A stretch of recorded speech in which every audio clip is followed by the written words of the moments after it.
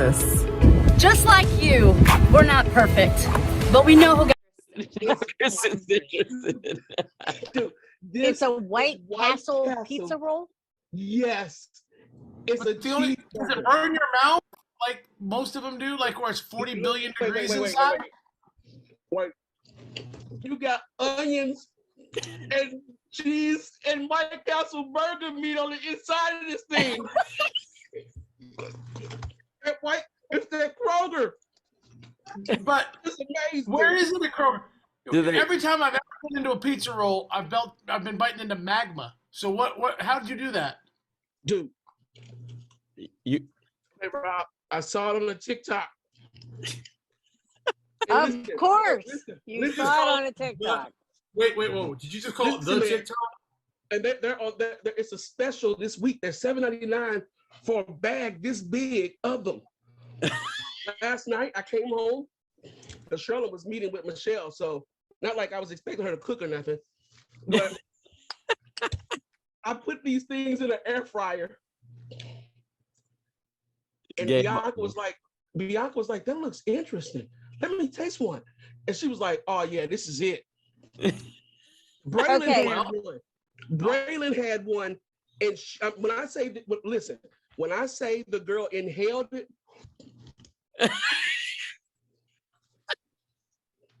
Okay, so $7.99 for a bag this big. Okay, that should tell everyone there's not a thing in it that is like nutritionally valuable. But Ray, how did you get it to be magma hot in the middle? They're always magma hot. Air fryer. Air fryer. Because you know what I mean when I say magma hot, right? Like you know. I do. Like you burn your taste buds out for 3 months. Yeah. Air fryer. Oh yeah. What was it? Totino's pizza rolls. Yes. Yeah, I remember. Shut it down. Yeah. Shut it down. White Castle. What are these called? Burger bites? Burgers? Yes. It's just White Castle. The bag is a blue and white bag. And if it's cheese, it has like on the box, you have a little orange and white box when it's cheese. And the other one is blue and white for the just regular hamburger with the chopped up onions and the burger meat on the inside. Eastlake Community Church is an intentional, multicultural community empowered by the Holy Spirit. We passionately pursue a loving relationship with God and everyone Jesus was sent to die for, here, near, and far. Well, these are the moments I wish we were live, even though I know that we can't pull that off.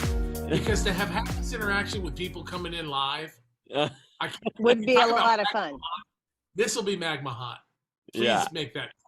Yeah. Please. Yeah. This is good stuff, man. Ray. Well, I do remember White Castle thinking it's crazy how it tastes so good at like 1 a.m. Like there's nothing like, and then you wake up the next day for breakfast about 8, 9 o'clock. You're like, White Castle still sounds good. But about midday, about 11 to 7, it doesn't taste that good. You're like, that's a bad life decision. But after those hours, it just feels right. I won't talk to you about why I liked it so much at those hours, but it was good. Yeah, I know why Rob liked it at those hours. He was living that life. I went to Norwin Diner at those hours. Norwin Diner. Wow. Oh my God. Yep. Did you not have White Castle? No. Oh, you had to go downtown Pittsburgh for White Castle. So were you seated in the smoking or non section? Look, don't you remember back in the days when there wasn't an option? It was like if you got to smoke. Yes. Oh yeah. Yes. Oh yeah. Yes. I remember the question would always be smoking or non, and then I'd sit down in the non-smoking with my parents, and they would scoff at the ones in the smoking section, like. Okay, so we're all over the place here, but this is like one of those little, we're weaving a tapestry. Yeah. When we first got married, my mother-in-law used to say the sentence that made me the most angry. First available. First available. Oh, I remember that. I remember going, no, it's always non-smoking, Bonnie. I'll wait an hour and a half. Yeah. Because first available always got you into smoking, man. Yeah. Oh my gosh, that's funny. Yeah. Well, guys, I went to the dentist today.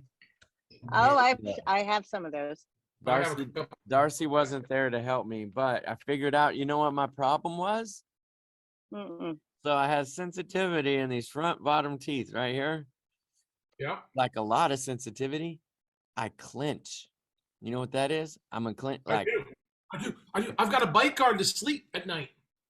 well, they told me, he goes, you don't clench at night. I give you a bite guard, but you're clenching during the day. And he told me to clench, and he could tell he felt right here, and then he felt right there. TMJ And when joint. he got right here, he said I have the strongest jawbone muscle that he's ever seen. He Because said you that, clench during the day? he goes, I have never seen somebody with one that like that. And You're a then he said, I can tell you clench hard because under here my mouth had developed like bones from like breaking down. He said, I don't have a lot of feelings. He said, if you had feelings, you would crush them. And I kind of felt like the Hulk Hogan for a second, but then I was like, this is useless. What does this do for me? You're a pit bull. I'm a pit bull. Yeah. A human version of a pit bull. Oh, I'm a pit bull. Okay.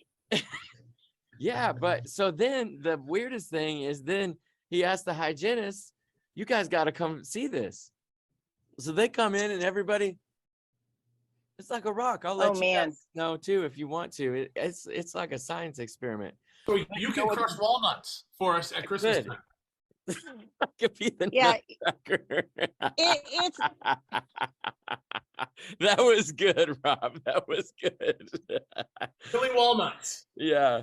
Okay. That was good. Philip, It's pecan it's season. not good to be like a science experiment No, it's at not. the dentist or the doctor. I Yeah, just they want all to say. go into the room. Yeah. Like y'all got to see this. Look how white my teeth are, though. They clean me so well. I did notice that. They're Yeah. so white. They polished them. They did all the things. But here's the best part, and then I'll move on. But it's just so exciting I have to share. So they recommend for my problem, I need Botox. Yeah, they're trying to get me to do that. I need Botox because they're going to inject it in here, and maybe your insurance will cover it, and they're going to inject it into my brain right here, and it's going to make those things relax. And he said you do it for a couple months, and they'll start to relax, and then whenever the Botox wears off, you won't need it anymore. So I'm going to get Botox, but I'm probably going to fill in these little things right here. I'm just kidding. Just kidding. I'm just kidding. Philip, and real talk. So I have to sleep with a bite guard. I've turned down the Botox after making some phone calls to some other dentist friends. Oh, we're gonna need to talk to I'm those not guys. saying you could be okay. I just think it's funny that I left the dentist needing Botox. That's all I'm It's gonna pretty say cool, about actually. that. That is But pretty it's cool. wearing down my So- front teeth. That's the problem. I just had lunch with one of our small group coaches and a new EMA leader, Matt Jenkins. And I said, hey, I got to run. We got a podcast. And he said, yeah, keep those guys in line, Michelle. And I was like, you got to be kidding, right? Yeah, this is an exact example of why I cannot be in that job. Yep. We're gonna worship White your Castles Botox. to Botox. Yeah. You need Yes. some Botox, man. And Yeah. we did it in about 5 minutes or so. So good Uh-huh. for us. That's pretty Yeah. good. Oh, what an intro. I mean, yeah, I think we're entertaining personally. You can't get better than this. Did you read your kids the book about the mouse and the muffin? I think it is, where the person goes from one thing to the next to the next. Oh, well, I need to find this book for you all because we need to come up with a parody, when a Oh. pastor or something. Yeah, because you guys are just, no one can follow this train of thought. No, they can't. And if they jump into the middle, they're lost completely. But they're Yeah, somehow still completely. watching, just curious, What's like, that what are they say? going to talk about Brought next? to you by Subaru. Wow. Brought to you by Subaru. Okay. That's our sponsor today. They gave us this when we spent a lot of money on our car. Yeah, they'll get you. Thanks for spending all that money. Here's a piece of 1,000. ceramic. Here's a mug. Yeah. And It somehow looks like we're a like, nice one, though. thank you. It's become one of our favorites. I don't. Yeah. I thought I was drinking it this way. That's why I pointed at because I realized I was promoting Subaru. Subaru, if you're watching this, you can sponsor us easily. Yeah, Just we have like protect we have like community. 30 viewers. Sponsor us, please. Yeah. All right. So let's get to the point before somebody accuses me of doing nothing with my life. Yeah, I don't like it when that happens to me either. All right. You've been So taking it a lot lately there, Rob. So, Shots fired. let's go. Shots fired. yeah. Oh gosh. Okay, Mhm. so let's do something with our lives, guys. Let's talk about this Sunday sermon in which Rob did something with his life and taught us He did. about nurturing service. And this, before we talk in detail about nurturing service, I just want to say, for me, and I'd be curious to hear in the comments if this has been a really great message series for you. I have loved it. I mean, I don't know if it's just where I'm at in life or what, but I loved it when we read the book as a staff, and I'm loving it as we go through together. And the feedback that I'm getting from people is like, this is exactly what I needed to hear. It's Mhm. biblical. It's not what everybody's talking about most of the time. I love it. So anyways, you guys let us know if you're feeling the same way, and if you're not, keep your comments to yourself. So we're not looking for the truth. No, We just like if you to want be to say affirmed something in that's our choices. Yeah. truthful and negative, send it to Ray Washington.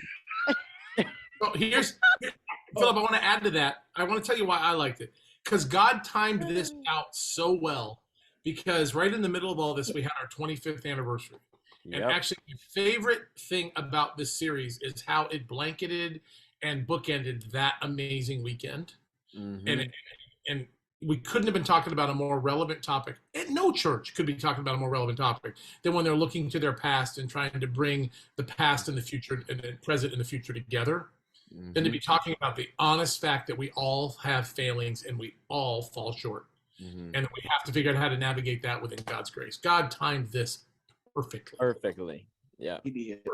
And the best thing that I like about this series is it reveals the humanity behind church, but it also reveals it highlights the goodness of God in the midst Mm, of humanity. mhm. And that is just like week after week, it gives me even more reasons to worship. It's very inspiring.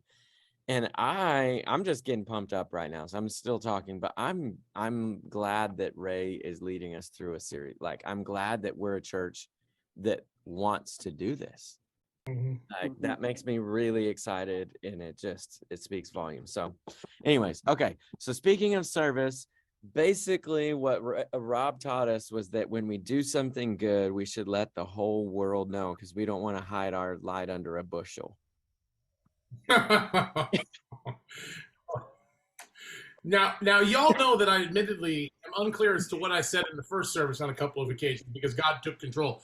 But I am fairly certain that that's not what that message turned into at all.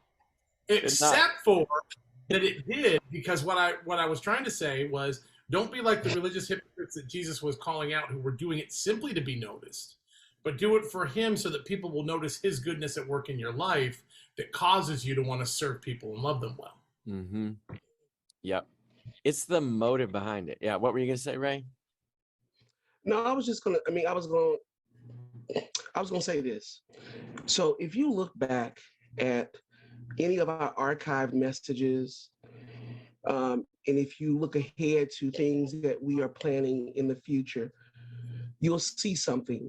And what will stick out to you is that we are not attempting to one-up anybody.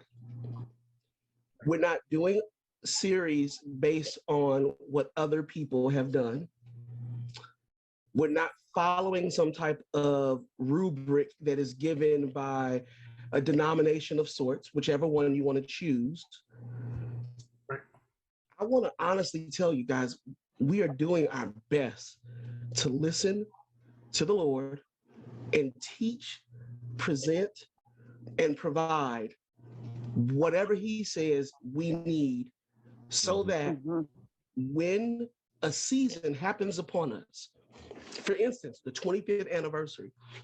When that would happen upon us, we would be in the middle of a series where we are talking about healing wounds that others have caused and that we have caused. So nobody's escaping. And so as we bring this series to a close this coming weekend, know that what's up next, God has inspired us. We need to do something a little lighter, which we'll tell you what that series is at the end. But please be praying for us, because you won't be able to, I mean, like with Becoming a Church of TOV, look on the internet. You will not find a sermon series. There was no cheating on this one, Ray. I said that in teaching. Right. We couldn't borrow from nobody else. Scott McKnight, the writer of the book, this has never been done. And so, I mean, pray for us. Yep. Yeah. There's no cliff notes for us on these. There's no cliff notes on this. And so this Sunday really was about, let's be people. We have to be like Christ and be serving people. And people need to see that we're like, it needs to come out of us that we are living a life of service, but it doesn't need to be boasted about. It's like, it can't be about a person and what they've done. Now, it is important to live your life in a way of service. And yes, people will notice, but it's not, it's the motive behind it. Like, I felt like when I was listening on Sunday, and you said this, Rob, it's the motive behind it. But I couldn't help but think when you were talking, just like maybe 2012, 2015, to me, that was kind of the epitome of like, everybody was doing like stomp light shows for Christmas. And one of the other things that everybody was doing 2012, 2015 was serve days, which, by the way, our church is doing a serve day coming up on what day, Michelle? On the 8th? On the 8th. On the 8th. Is a serve day. But I couldn't help but remember 20, like somewhere in there, it was like all over social media, everywhere, of like what we're doing. And there was like shirts. I'd be at the grocery store and I would see like the local church with the serve, we serve, we love community, and everybody's wearing the shirts, and it's like there's like highlight videos, and I'm not gonna lie, I was the one that made the shirts and the videos. But what do we say about that? Can I ask you a question real quick before we move on? Yeah. How many times when you made that video did you use God of this city? Oh, so many times. You're the God of the city. Yes, Chris Tomlin. Sorry. Yes, that was about 2012. Look it up. I started singing that in my head when you started telling that story. I'm like, oh yeah, I know what song we used. But like so we have people, I bring that up because it's just really good conversation, but we have people right now that are getting serve day shirts, and and I'm not saying I'm not specifically saying a serve day shirt is a bad thing.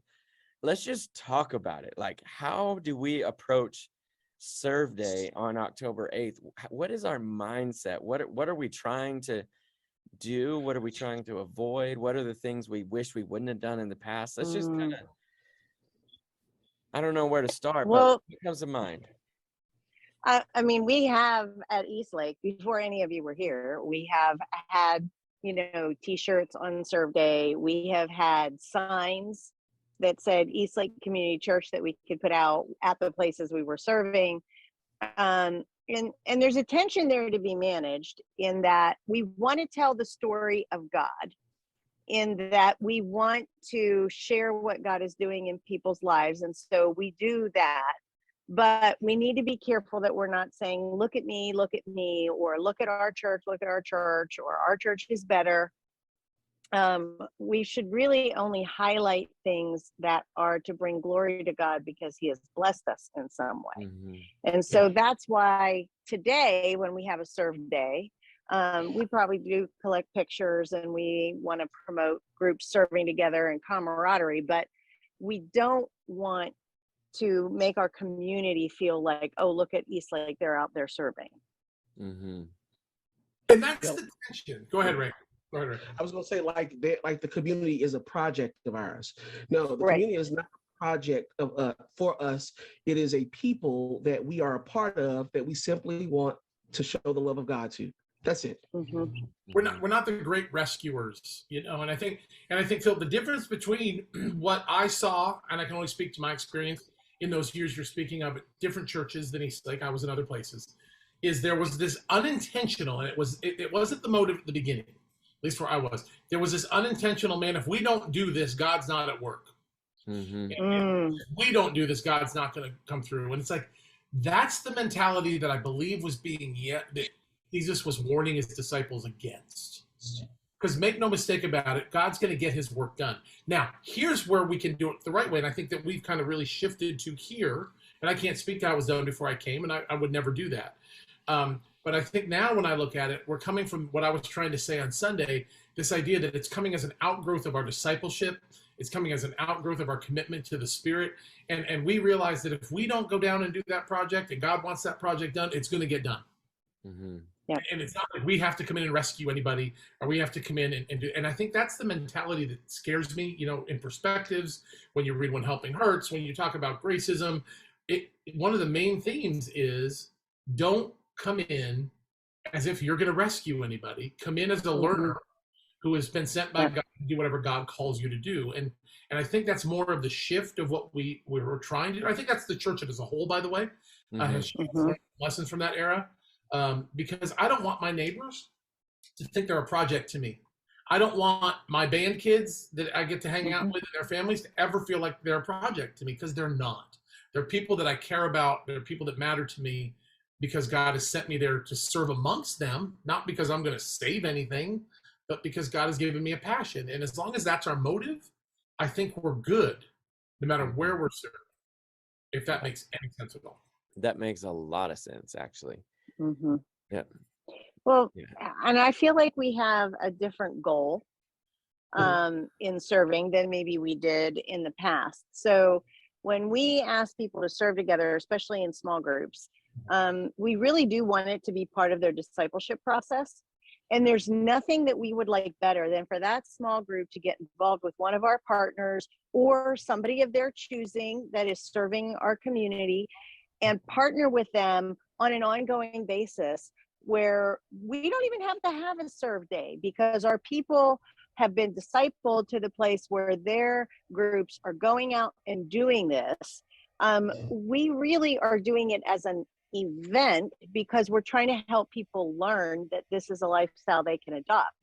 But we've got some groups that are doing this and doing this well. And you know, I know when Jeff called one of our partners and said, hey, you know, we need some projects for Serve Day, our partner mentioned the name of the small group leader who is coming to them all the time and already serving. And so I'd love for that to be our story. And then we wouldn't even be talking about a Serve Day.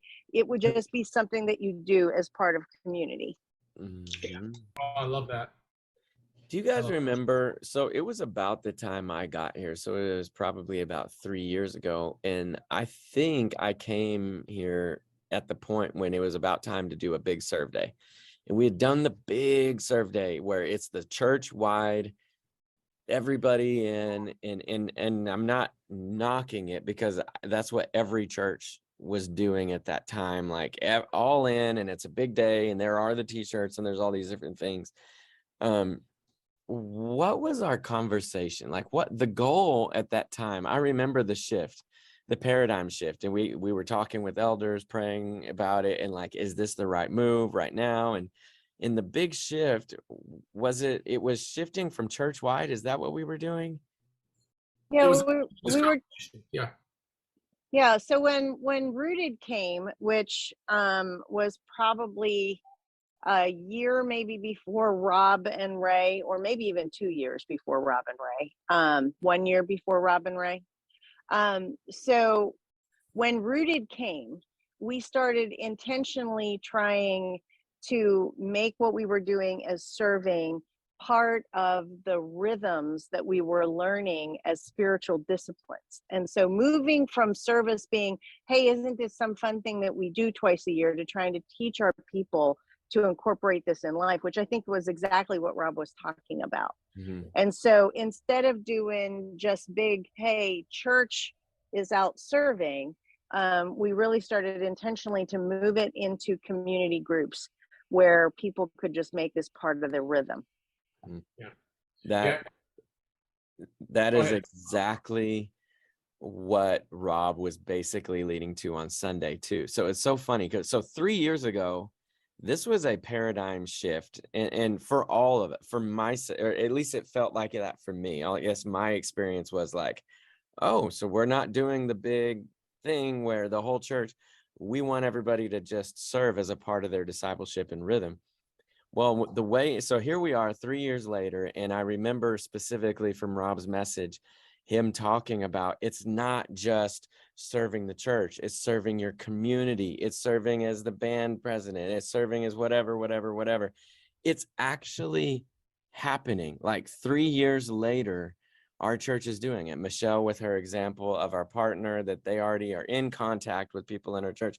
They don't need a full-time staff member in our church to set up a serve day and work for 6 months, getting them all ready to do serve day. Although I know staff members are helping, it's a part of their life. I serve with my life, which is what Rob was getting us to, huh? Well, because one of the things I'm so glad you went here, because what shifted 3 years ago, and again, this is just speaking to what happened, not even a critique of any past church or even the past iterations of Eastlake, because it was a countrywide cultural shift. It was, and we were really in the throes of it because we were in the middle of a lead pastor transition too. So obviously there was a lot of discussions happening. That's a natural thing. What did we shift to in 2019? We shifted to a deeper. There already existed a emphasis, but we shifted to a deeper emphasis on discipleship. And we said that's going to not just be in word, but in act, what we do. And part of that was the idea that we're going to equip our people to be the people of God. And I would argue that it was about 2018 and 19 that we began to really take hold of Ephesians 4, 11 through 16. Again, something that had clearly always been over all of us in all of our different places. But I think it was sitting in that room, the 4 of us, and then when you joined us, the 5 of us, having the conversation about what are we going to do to lead right now? And it was, we're going to equip our people to do what God has made them to be. And so I made a joke at the beginning of this podcast, and I want to dive into it real fast to make sure you know the context of that so that it doesn't appear to be aimed at anyone. For 30 years, I've been in student ministry. For 30 years, people have thought I do nothing with my time. Like, that's what I meant by my comment about, Philip, I understand that. Because if you think that the job of a pastor, any pastor, is what you see on Sunday morning or even what you see displayed in front of you, you've got about 20% of what that pastor is doing. Youth pastor, lead pastor, small group pastor, worship pastor. Because there's so many meetings and so many discipleship one-on-one things that are happening behind the scenes if the church is right in its approach to discipleship. And so what have we done in the last 3 years? We have been intentional about a lot of discipleship. We've been intentional about finding leaders within our church that can eventually take our place. I mean, in my case, literally bringing a staff member to help fulfill the role that I was hired to do 4 years ago, which is oversee an entire group of people, the whole entire family. But it's been a hard transition for me in some ways because it's hard to release that. But what's natural in our culture? Release. We release because that's what we're supposed to do as people that pastor people in our homes, in our workplaces, in our church. I know I'm going on. I'll shut up after this. No, because it feels really important for us to remember that what we're called to do is pastor our kids, pastor our coworkers, pastor all these people. We as pastors equip them to do that, not the things you think we're supposed to do. Those are things that happen because we're doing what we do. And I love that that's the shift that took place that has gotten us to a place where we see people serving all over this community, in their neighborhoods, in the schools, everywhere. And Eastlake, I just want to say, well done. Let's not ever lose that. Yeah. Yeah. Okay. That was actually, no, that's actually a really good transition because the next thing I wanted to talk about was resisting a celebrity culture. And that is a really good transition into this, which is kind of the sub point in the book that the Church of TOV, but that we have to resist a celebrity culture. Now, if we're not thinking very much and we're just kind of going through the motions, you would think celebrity culture, church, no way. I don't see my pastor as a celebrity. Well, maybe you don't at Eastlake, but it is or maybe you do. But when we say resist a celebrity culture, how do you feel like it could happen? So I'm not saying this is how people are treating you now, because I feel like Eastlake does a pretty good job of not making, too big of us. I think we do a good job of letting them know not to let it become celebrity culture. But like, what are some ways that people have tried, or ways that this can sneak up? And if you don't have a good one, I have a really good one. But I want to hear from you if you have one. So at my last church assignment, I was there for a little over 12 years. Now, I wasn't the pastor all 12 years. I was pastor there for 7.5, almost 8 years. Up until that last year, so now we're looking at 2018, and I would leave in October of 2018. My preaching schedule, my teaching schedule was 95%. What that means is if there are 52 Sundays in a year, in a calendar year, I preached 51. I preached 51 of those Sundays. So answer me this. What did I train my people, the church that I was given, what did I train them to? My voice. So if Ray got sick, if Ray needed a vacation, if Ray had a Sunday off, guess what people did? Since Ray ain't here, neither are we. Because whoever it is that's coming in to preach, it's not him. And so we don't want anybody else. Here's what we're doing at Eastlake. I'm not preaching 98. I'm not preaching 90. I'm not preaching 80. I'm not preaching 75.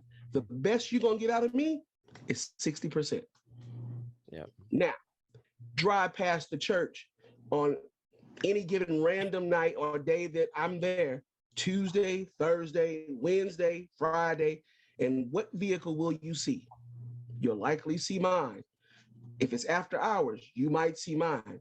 So we do way more than preach on Sunday.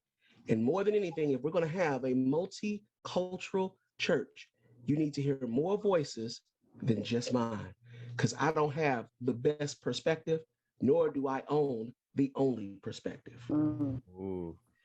Yeah, I love that. Right? You could put that on a t-shirt. Oh, stop. That's too much. That's a big No, I couldn't agree more. Yeah. Well, Ray, now you see your car there. I just want to point out, Michelle's at a coffee shop. Philip's out at a place. I know, and just so people don't catch that you have a lot of your meetings at the church. I asked Malcolm to not be at the church very much. I asked him to be at Friars Gate basketball court. I asked Malcolm to be at Irmo High School. Yeah. And because what we're doing is we're getting out in the community, whether they're coming to us for meetings, which we have, or we're going out. And what I love about you, Ray, and I said this a little bit on Sunday, you're the first lead pastor I've ever worked with. And if I hurt feelings, I'm sorry. If you're one of my former lead pastors, you know that I love you. You're the first one that I've worked for that I feel like really gets that the lead pastor is a cat herder for sure, because you have to herd us cats, but that the lead pastor should not be the reason the church opens and closes. Mm-hmm. You put a team around you so that it's not ever about any one person. Mm-hmm. First time I've ever seen it, I'll be honest. And it's a blessing and a gift to our church. Yeah. One correction. God put this team together. Bingo. The only person that we can honestly say that we had any part in hiring, really, us, would be Philip. Yeah, we hired. Yeah, we as a group. That's right. Yeah, we all got hired. And they found me in a van down by the river. Literally. By the river. That first interview, you were in a van down by the river. And you wonder why I am the way I am. I mean, come on, people. Wondering why you were talking to a church, let alone a church that didn't have a lead pastor. Yeah, yes. That was a tricky. That was the van down by the river. Who's crazy enough to come work with these people with no lead pastor? Maybe that guy in the van down by the river. I was questioning his life. Truth. Oh, it's Okay, so well, they're about true. to close schools on Thursday and Friday. Mm. Oh, Thursday now. Y'all. Oh man, I Okay. when they cancel school, I still feel like a little kid. Like I still feel like it's a snow day. Like I should like go hoard some Krispy Kremes or something. I don't know. I just want to do something exciting. Anyways, Well, now I have to think about my Bible study on Thursday night. I didn't feel like that was going to be a thing to think about. Okay. yeah, Michelle, are you trying to keep people safe or disciple them? What you can't do both. Oh man. my gosh, don't do that. It can be both. It can be both. Yes. Yes. Oh, hey, Philip, did they give you laughing gas at the dentist? That's what I They- want to know. Because you are in rare form. You are. friend. You gotta You are go in today. rare form. I am in a uniquely good mood. You know what's funny is I've been in a good mood all day. I don't know what happened. Well, nothing happened. I was gonna say didn't even really sleep well last night, so who knows? Oh, that's the problem. Or it He's could be punchy. loopy. We got it now. We know why it is. I could be loopy. Well, I have a great story that I'm gonna try to get into about 1 minute. I'm gonna get this into 1 minute and 30 seconds. That's my final number because I don't Okay, want to let's set hoard a this. timer. But it has to do with this a lot. So whenever I first started in ministry, I started in a very tiny church, 14 people. The population was 14 in Aiken, Texas. The very first church, they didn't pay me or anything. They bought me lunch or took me to their house. Second church I was at was a traditional church. Ray got to meet some of those people and did the hymn, different thing, whatever. The point is as I went through ministry, God blessed me and kept giving me larger churches. I went to a church and it was growing by significant numbers. That pastor went to another church because this church was growing, and now what's the typical progression? They go to a bigger one, right? He calls me 6 months later and offers me to come work with him. Now, I'm in my 20s, maybe early 30s, probably 20s. At this point, I would have never said it, but in my subconscious, I thought the reason these churches were growing was because of me. Just being 100% honest. I would have never said it out loud, but in my subconscious, it was like, oh, I think it's because of me. Yeah, you should bring me here. And I wouldn't have said it, but I'm human, right? And I remember getting to the city, and I remember the guy that was wanting to hire me there rolls down his window, and he said, and there's big skyscrapers everywhere, and he goes, "Welcome to the big time, Philip. Welcome to the big time." And I just say that, and so the end of the story is the next 2 years ended up being the hardest 2 years of ministry that I've ever experienced, and I've experienced a lot, but hard for me because God had to humble me. Up until that point, people kept promoting and elevating and promoting and elevating. And Philip, we just love this and and promote, elevate. And I started to drink the Kool-Aid. And God had to humble me down to the point where I realized it was never, ever me. It was always the gift that God was blessing. He was working through me, and I was getting to be a part of God's holiness, but I was not God's holiness. And but it sounds so obvious now, but it was not that obvious back then. And I just say that to say that's a wild story, but it is very easy when something is successful for people to look for a place to point. We want to point somewhere like, this is amazing. I've had the most fun at this party. You go to the host. Well, the host is not Ray, me, Michelle, Rob, Malcolm, Laura. The host is God of the universe. That's the host of the party that you're enjoying so much. We are just as excited about being there and getting to be a part as you are, but it's not us. God could take it away in an instant. See, that's what happened. I literally drank the Kool-Aid. I mean, when I was in Young Life, that's my fall story. Is I bought that I was the best thing that ever happened to Young Life Louisville because that's what everyone was telling me. Mm-hmm. And I think they thought that I was in a better place spiritually to where I could absorb it. And I wasn't. And I could, and you know, you could point to some things that would say, yeah, you are. Look what you did to that club. Look what you, but the problem is I didn't do it. Mm-hmm. You know, I stepped in and did what God told me to do. And then I started doing it by myself. Mm-hmm. So I, along with Philip and Ray and Michelle and all of our pastors would say, please don't put us on a pedestal. Please don't misquote the Bible verse that we're going to be held to a higher account than you are. That's to Jesus. And we are going to be held to a higher account, but that's by Jesus. Okay. Mm-hmm. We're not better than you. Mm-hmm. And the minute we think we're better than you, we're going to fall off that pedestal and we're going to hurt people on the way down because we know that we're not all that in a bag of chips. And even that statement right there proves it. I mean, if anybody would say that out loud, they're not all that. You know, that's just too dad jokey. But the reality is, you know, we are a mess. Mm-hmm. A mess that are submitted to our Savior. And so we have the blessing of being used by him, and you have the same ability. Mm-hmm. Yeah. I remember a lyric that Lecrae said many years ago. When I changed my music, God changed my mind. And so he says, I am just a stardust sprinkled by the superstar. Mm. And so for us, no matter where you're serving, it's not you, it's all him. We're just stardust. That's all we are. Mm-hmm. Yeah. I like that. And so it goes other ways too, in church. And let me see if I can set this up and be a good host for our podcast here. It goes the other way. So we know that people can put pastors on pedestals, but people in the church can also be in an unhealthy position, in an unhealthy place, and try to fill a void by being a hero, I guess you could say.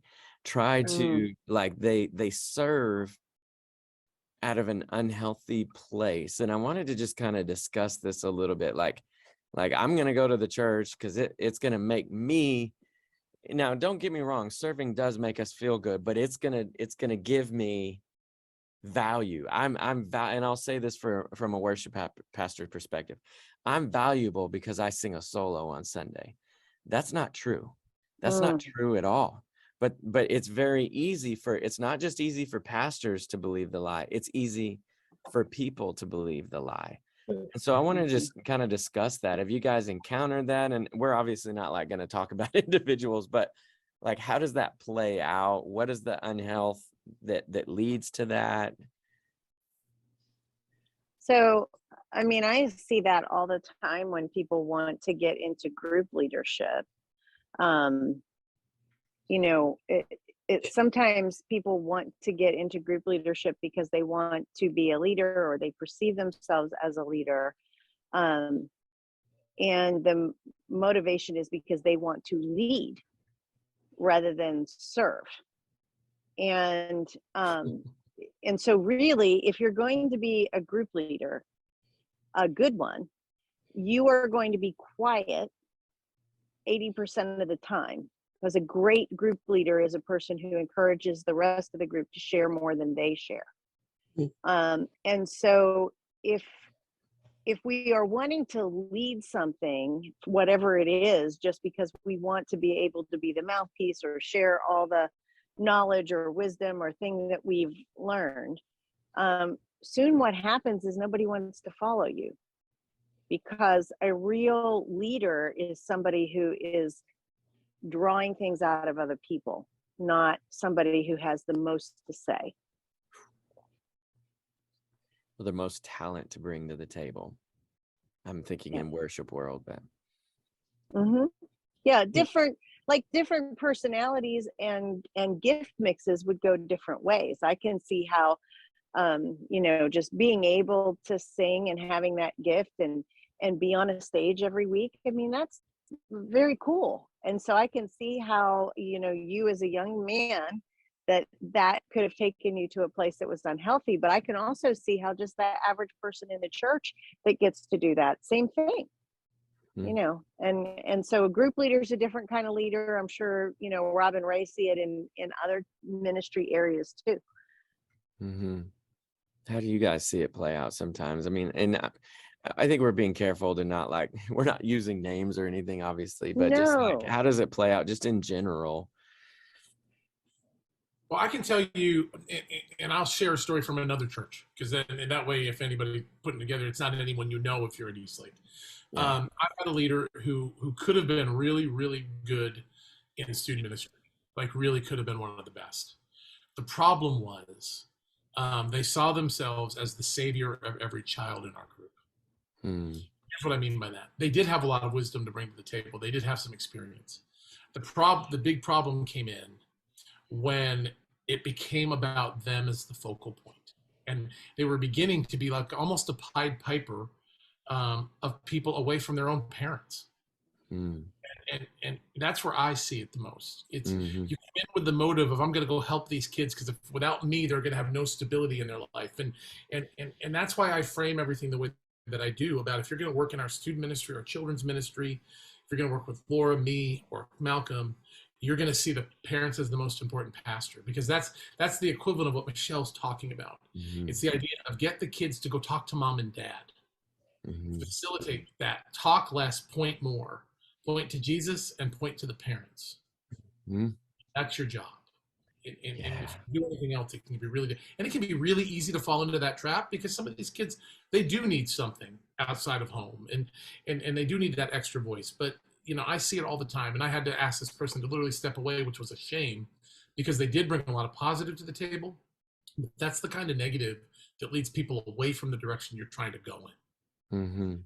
Yeah. It's about them. They were trying to fill a need in them, is what I discovered, instead of the needs of these families in front of them. See, and so coming in with that unhealthy, they're feeling a void because of their stuff that they haven't worked through, but don't have the awareness, but in an attempt to fill their void by being I call it a Messiah complex, but like, I'm going to be the Messiah. Now the parent doesn't get to be the hero. God doesn't get to be the hero, whoever, you know, like, yeah. Ooh, a good question to ask yourself. Ooh, this is good. Like at your work, if you're a leader or as a parent, like, do the majority of the celebrations point back to you, or do they point to people around you? Ooh, you know, I wonder, like, do people finish being a part of something that you do, and do they point to you only, or do they point to your team, the people around you? And ooh, sorry, I got real deep on that one, but that's like, wow, Philip, you just took it somewhere, man. You know, when Rob talked about us becoming nurturing a service-oriented culture, the opposite of that is the celebrity culture. And we have a serious problem. As a culture, we have a serious problem with celebrityism, whether it's the worship of it or the desire to be it. We have shows like the American Idol that we want to be that person, or we want our kid to be that person. And often in the lane that I'm in, I see people that are thirsty for power and prestige. They want the power to be able to tell other people what to do, because they think they have the best perspective to tell others what to do. And they want the prestige so that when the applause comes to them, not to him, because they want that for themselves. The problem, though, is those people that really want the power and prestige, they're not ready for the pain and the burden of other people's problems. Yes. Because pick the lane between the four of us. Pick the lane. You don't want the pain that it's going to take to be a Pastor Michelle in a world where women are not really given a seat at the table. You don't want that. You're not even ready to handle it, because what you would be doing is firing off at any and everybody, every chance you got, which would literally cause other people to shut you down because they don't want to hear you. You don't want the problems that Philip has with managing people, some of which can be in an unhealthy place and want to be on stage for the wrong reasons.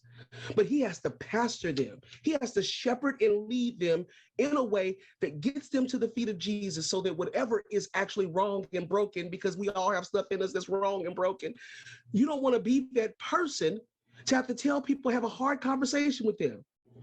You would rather not just talk to them. You don't want to be a Pastor Rob for real. You don't want to deal with students. You don't even deal with your own kids, which is why you sit them in front of digital devices and televisions to let them be raised by something else. Oh. Uh-oh. So lastly, you really don't want to, I already know you don't want to be me. Here he You goes. don't want this seed. I'll just start forwarding you all the emails that I get from when I say something during a sermon, when I miss something for something else. Listen, folks, this is not something you should desire to do or be. This is a calling. This is a calling. And so guess what? When you cut us, when you bite us, I talked about that a couple of weeks ago, when you devour one another, when you're taking chunks out of our flesh, guess where we get to go? To the Lord. Because he hasn't released us from the assignment.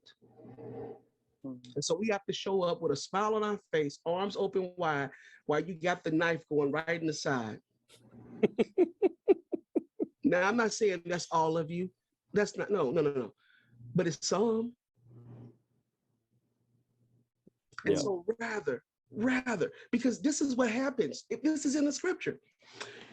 James and John's mother wanted them to have the seat next to Christ. And Christ says, you don't know what you're asking. And I don't have the authority to give it to him. She wanted them to have power and prestige. Why? Because it makes her as a mom look good. Those are my boys. But Jesus knew that the pain and the problems that would come with that seat, you don't want that. Mm-hmm. Which is why I'll shut up again and say, pray for us. You're so right. And I alluded to this. I didn't get to unpack it as much as I wanted because God messed with my sermon on Sunday in a really good way, by the way. But, I shared briefly the story, and I want to be careful I share it, but I shared briefly the story that I had shared with Mike Hope while we were on the whitewater rafting trip, how much y'all, I just need to be clear about something. I don't want to be the band president of Dutch Fork. When God came to me and said, you're going to do this, I tried to say no. Now, I'm delighted to serve in that role, to serve the families. I'm not saying that now that I'm doing it, that I don't want to do it. I begged God to put someone else there. And God kept saying, I need you to do it. I need you to do it. Not because of me, but because he had something in store with my gift set that has proven to be very helpful in our band culture right now. So I said yes.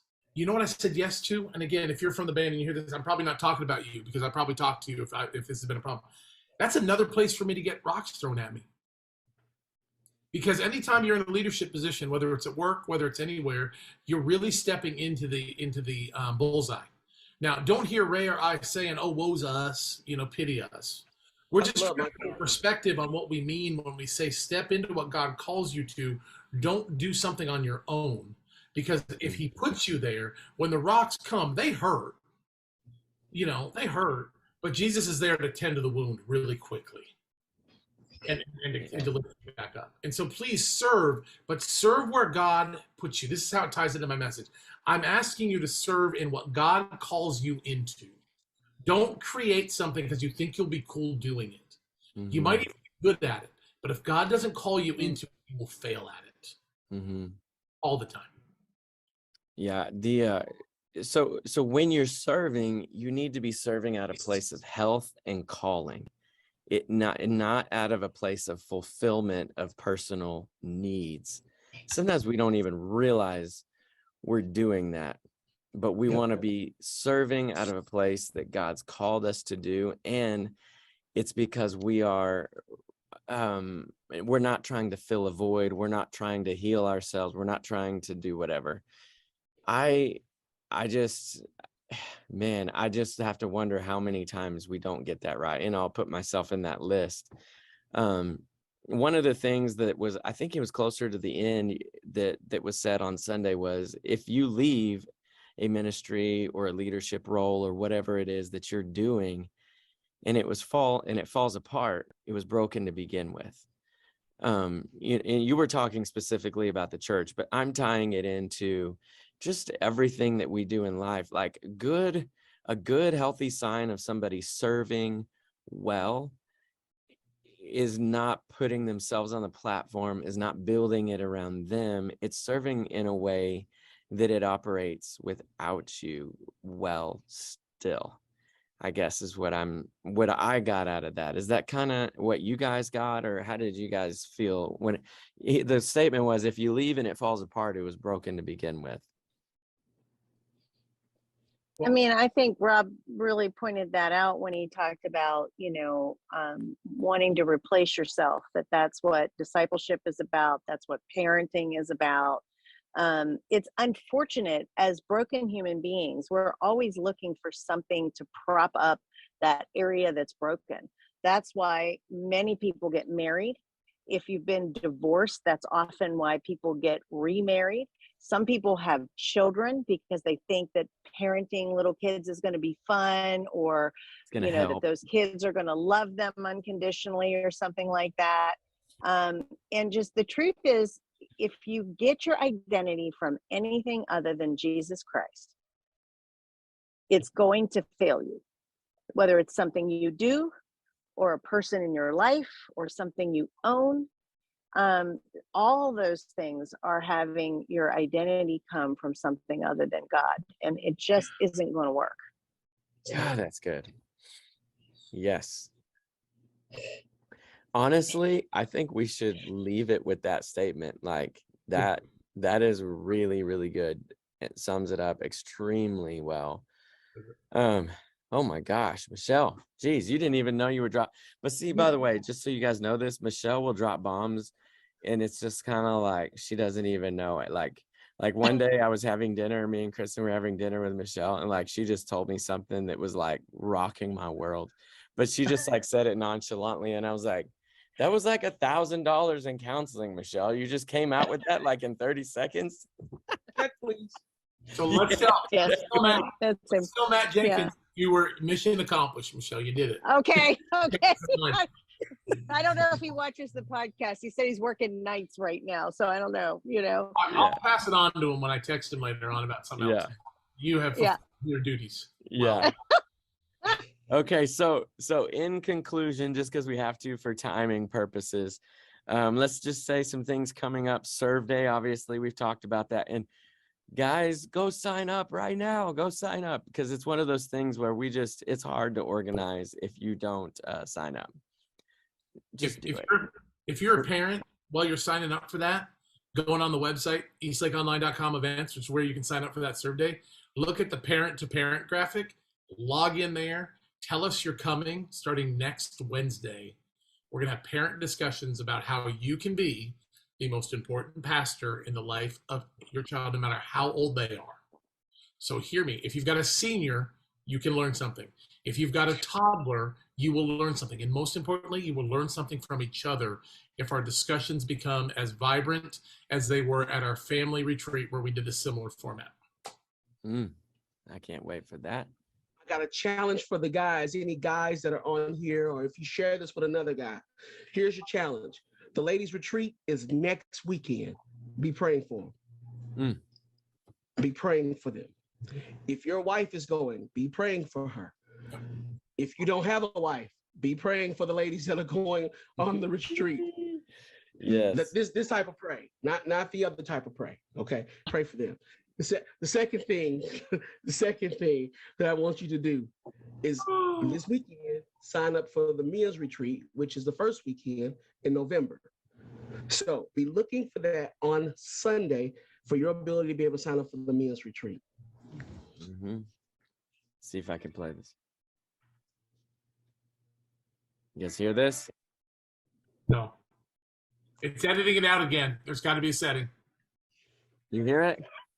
No, you have to sing it for us. You don't whatever hear it it? is. Oh, Mm-mm. Doing that thing, Philip. There must be a settings reset. You're the light in this darkness. You're the hope to the hopeless. I did at least 10 videos with that. Usually mission trip or serve days. okay. I'm sorry. I gotta stop. I got ADD. So Need to stop. you're the God. That song, as wonderful as it is, I can't. I'm traumatized. Friends are friends forever. Now All that right, was guys.